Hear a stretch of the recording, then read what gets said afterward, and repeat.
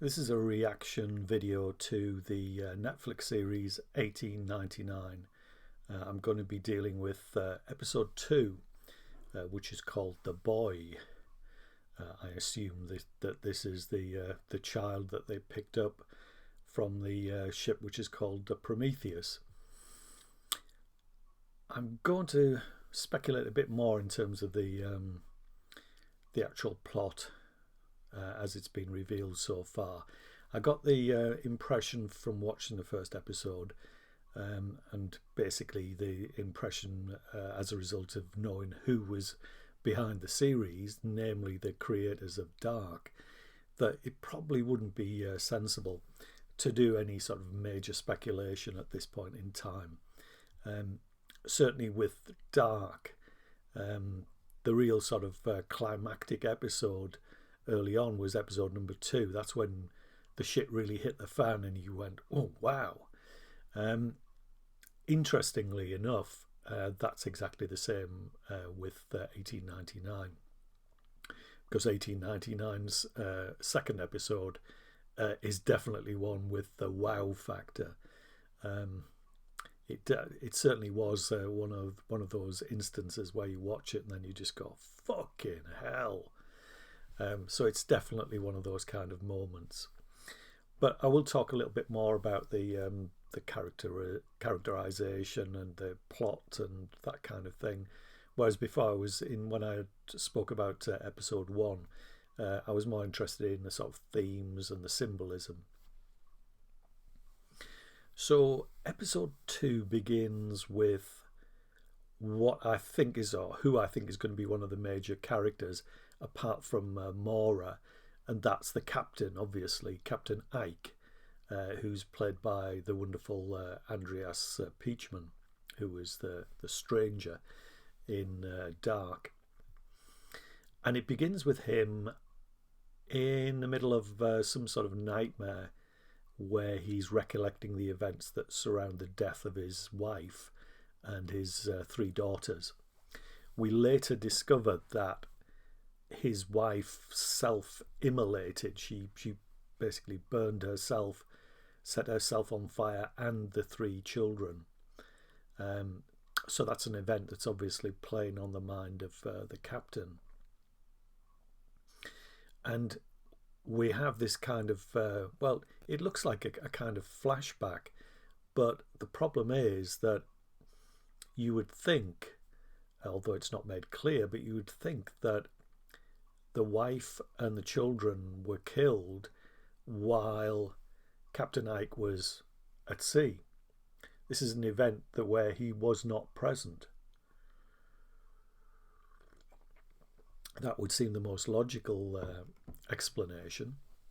So why is he basically dreaming about these events in such graphic detail? And the other thing that's part of this memory, if you want to call it that, is a very well-known German song. I think it's from the 19th or the 18th century, which is called Die Gedanken sind frei, thoughts are free.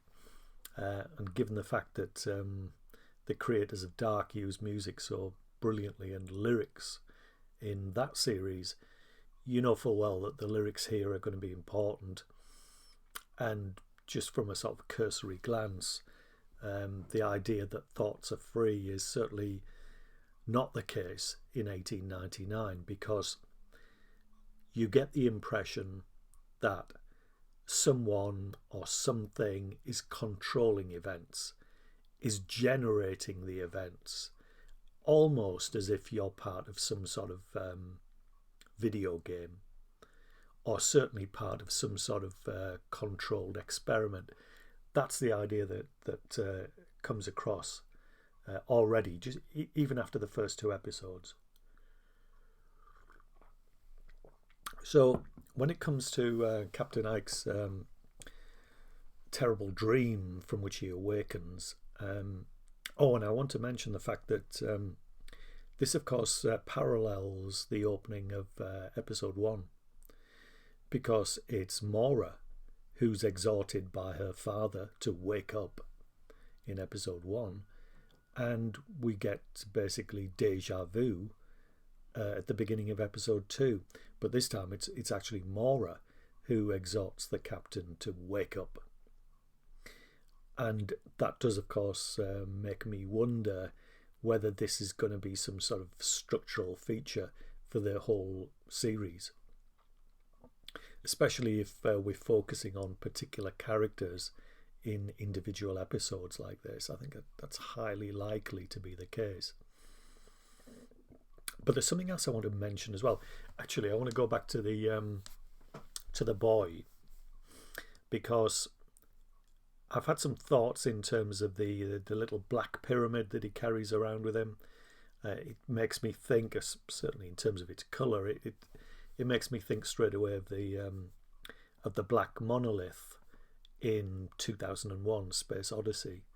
I'm wondering if it has some sort of significance, because we hear these high-pitched sounds very often, these audio glitches, which reminds me of that part of 2001 where you hear this high-pitched beacon. So yeah, there seems some sort of link there between 1899 and 2001. Another film that's got a number in its title. But yeah, I'm wondering about this little pyramid thing. For a kick-off, I'm thinking, could this be a key? Do you insert this pyramid into something else? Is it part of a greater structure? That's something I've been thinking about. And also, I mean, just on a level in terms of the idea of the passengers that were on board the Prometheus who have disappeared. Does the Black Pyramid actually contain their souls? Is it something as spooky as that? Who knows? But anyway, those are some of the ideas I've been thinking about there. But there was something else that cropped up in that opening sequence with Captain Ike and his flashbacks about the death of his wife and daughters. He ends up in this strange little compartment or tunnel or whatever you want to call it, passageway, which is actually underneath the floor of his cabin. Very strange indeed. And it's got the typical inverted triangle symbol on the lid of this, the entrance to this passageway. That's another thing that been given more thought to. Again, it doesn't seem, given the fact that we're on board a ship at sea, it seems quite strange that this symbol, this alchemical symbol, is repeated over and over. We even actually see it now in the carpet design as well. But it seems a bit strange that symbol is utilised throughout, and that many characters have that symbol in terms of jewellery or clothing, because it's the alchemical symbol for the earth. You'd expect, given that we're on a ship, that the symbol would be the one for water instead. So that seems a bit strange. But yeah, I'm digressing again. But I want to go back to that little tunnel, that little passageway, because you can quite clearly see that the walls are lined with what looks like black ceramic tiles. It seems as if the whole thing is tiled, and it's something that doesn't really ring true for the era of the ship for 1899. I mean, you're never going to find that on board any ship, but those black tiles just seem so strange.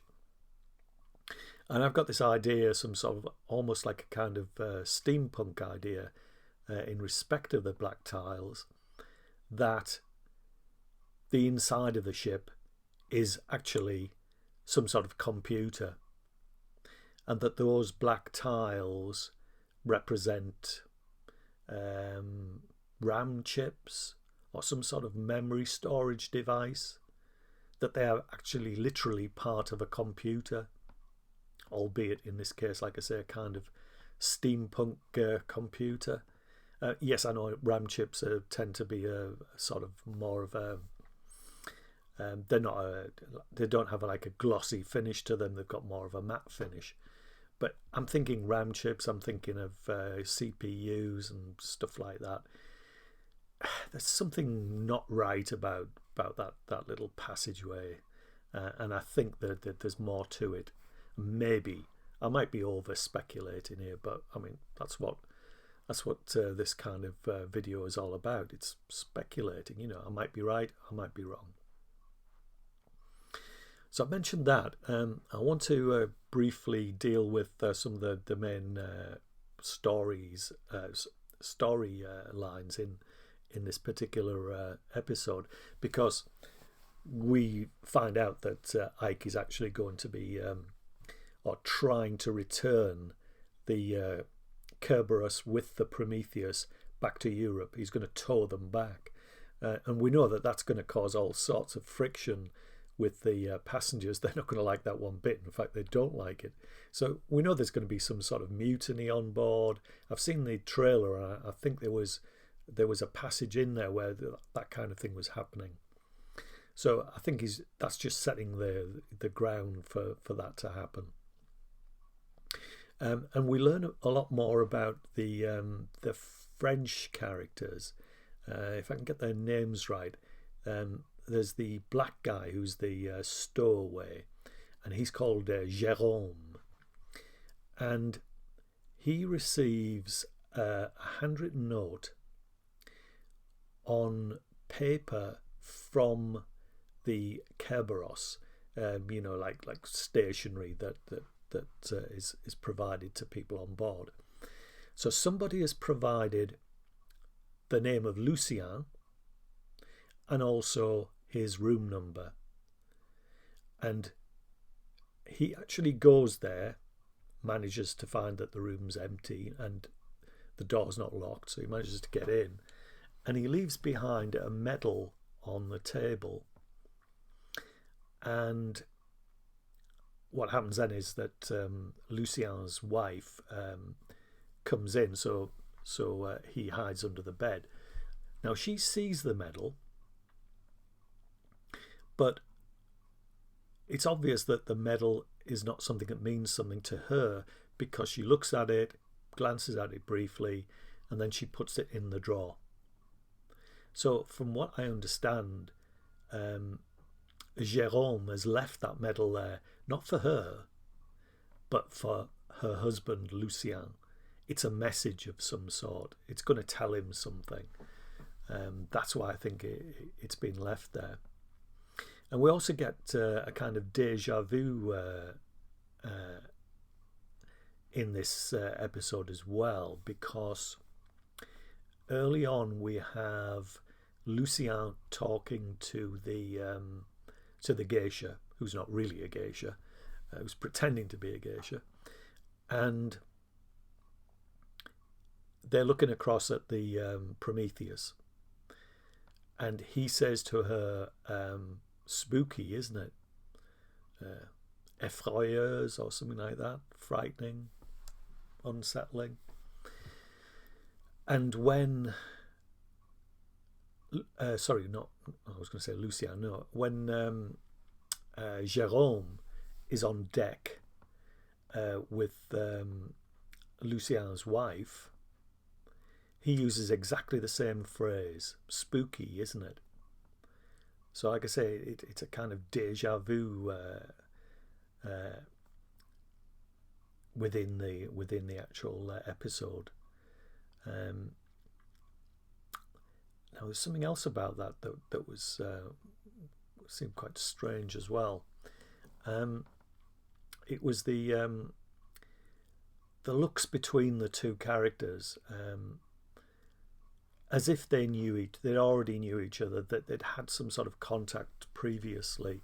It does seem to be the case that there's some connection between the two, and that seemed quite clear in that encounter. The other thing that we learn, of course, is that the two Spaniards are actually not brothers, and one of them is not a priest. they're actually lovers, they're homosexual. We also learned that Angel, has got scars on his back. Now, whether those have been caused as part of some sort of, sadomasochistic kind of relationship, I don't know. It could also be that he's been punished in some way because of his homosexuality by the authorities. But that was interesting as well, and we saw more of him interacting with Kresta, the Danish man, who's obviously also a homosexual, a repressed homosexual. So that was all interesting stuff in terms of the storyline. But then we got, we got the blockbuster at the end.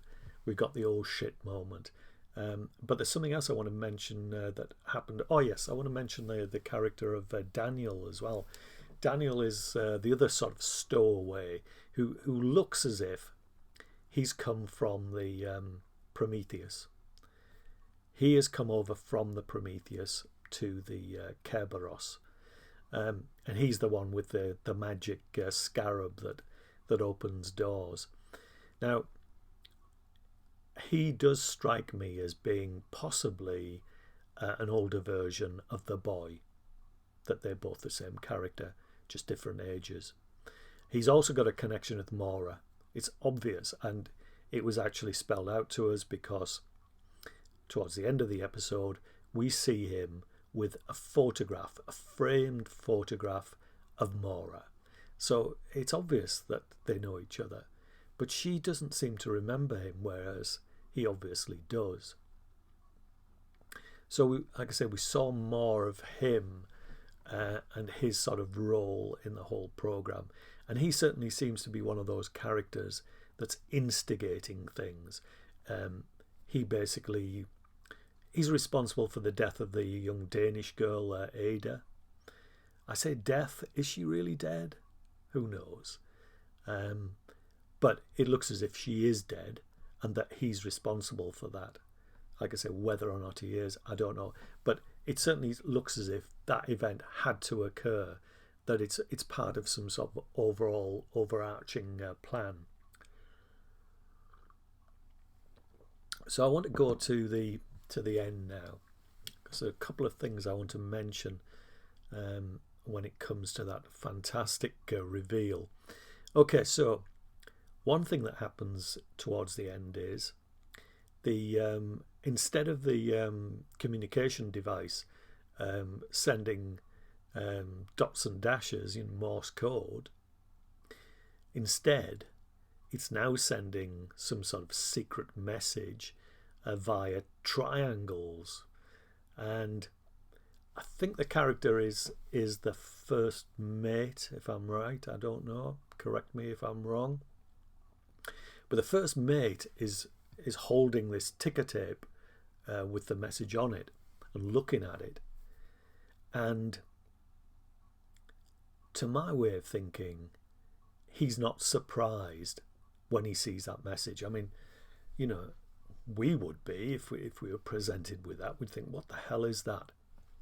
But he's looking at it as if he half expects it, but also can possibly even decipher it. That's the impression I get. He seems to be another one of those characters, a bit like Daniel. Daniel Solace he's called, isn't he? He seems to be one of those characters who is actually instigating things, who's setting things in motion. He's not one of the major characters at all, but he's important in terms of, getting things moving. So, the ending, what a fantastic ending for an episode. A bit like the end of episode 2 of Dark, with the newspaper on the doorstep talking about Chernobyl. What happens is we see the Captain Ike, and the camera focuses on his face, and as it does so, the actual picture changes. So I mean, if you're watching in 2K or whatever it is on your LCD television or whatever type of screen you've got,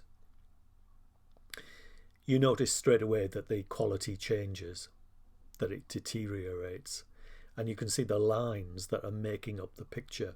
So in other words, you realize that you're watching now some sort of cathode ray tube picture, like on a Sony CRT or something like that.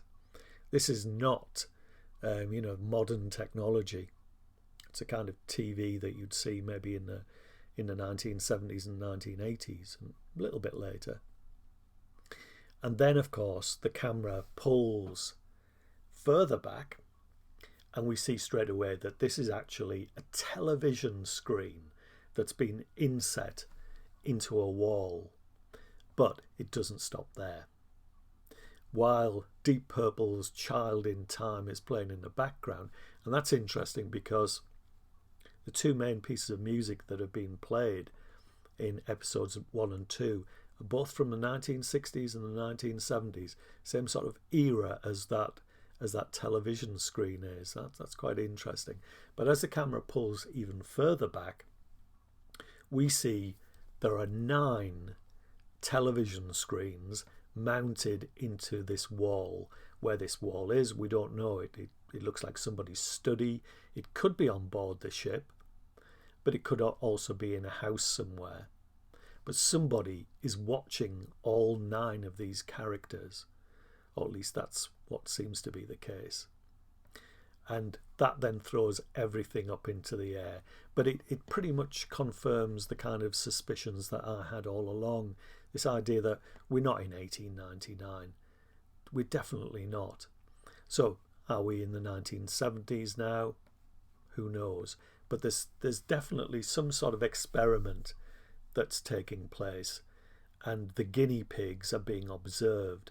How they're being observed, I don't know, because there don't appear to be any cameras present, and if there were any hidden cameras, I mean, I suppose you could argue, yeah, that's possible, but the sort of camera angles might not correspond to what you'd expect. But anyway, that's something for another time. But certainly, the conclusion of episode 2 is absolutely magnificent, and I just can't wait to get into episode 3 in due course. So those are my sort of thoughts and speculations about The Boy. And with that, I'm going to conclude this video, and I'll catch you another time.